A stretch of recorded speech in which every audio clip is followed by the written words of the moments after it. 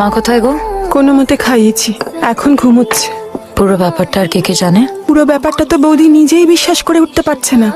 আমি আগে থেকেই আন্দাজ করেছিলাম, মাকে বলিনি। তোমাকেও বলিহারি যাই গো, কি এমন কাজ করো যে ফোনটা ধরা যায় না?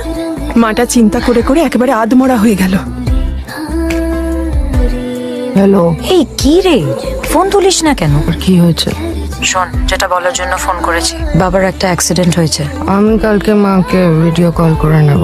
টিকিট কেটে দিচ্ছি, পঞ্চমীর মধ্যে এখানে চলে আয়। পেঁয়াজি হচ্ছে, আমি তো বলেছিলাম এবার আসতে পারবো না।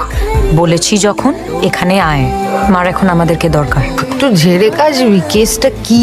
আমি না এক কথার বারবার রিপিট করতে পারছি না রে। আর এই ফ্যামিলিটা আমার একার নয়। হাট, আমি আসছি না। একা আমি অ্যাজ ইউজুয়াল সব সামলাবো। আচ্ছা ঠিক আছে, বাপের মতন চিন্দিগিরি করিস না।